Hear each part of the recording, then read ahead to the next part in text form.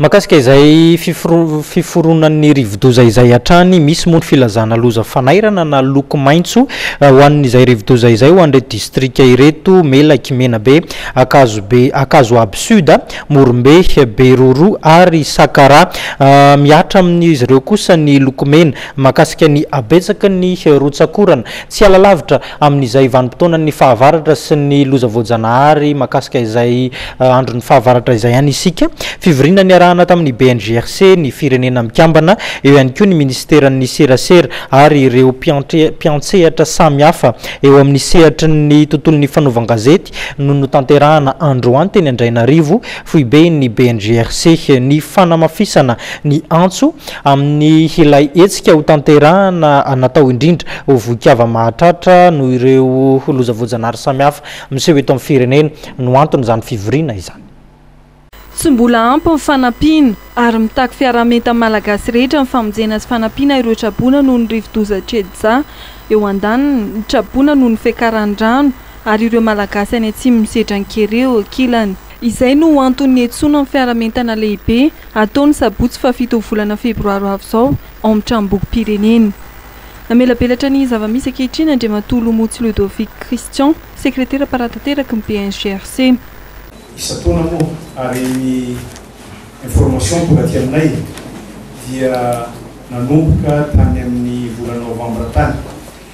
Dia raha mahafantatra moa fa misy indicateur BDB izay ahafantarana fa mananontanyna ny kere.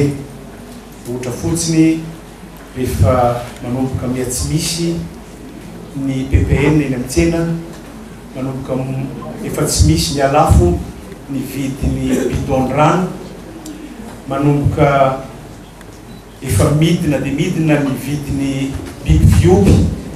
Ireo anisan'ny indicateur izay hamantarana fa mety mananontanyna ny kere.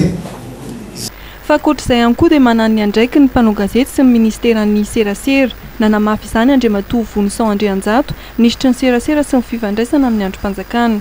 Ankehitriny ny firenena satria tojo fahasahiranana mafy ary tratry ny amena.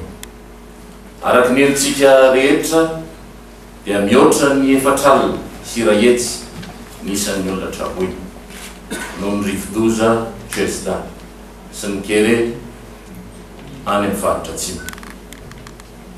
Izany indrindra no naraisan'ny filoha firenena fanapahan-kevitra hiantso ny mpiray-tanindrazana rehetra hifanomentanana amin'ny voikava mahatratra toy izao.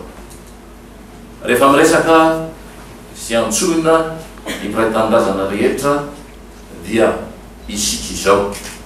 Pikirakira ny fifandraisana sy ny serasera no antso be mahatapaka ny ahitra sy anjomara fanairana.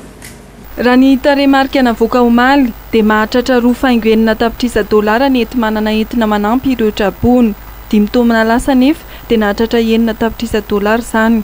Ny tsy fahampiany nety manana entina miatrika ireny taketra entin'ny loza voajanahary ireny anefa no antony mampanano sarotra ihany koa ny fomba fiasa. Hatreto dia mahatratra 470 ireo olona maty noho ny rivodoza sy ny fiakaran-drano ary mahatratra 727 sy 2 arivo sy 1 alina ireo olona niarambony.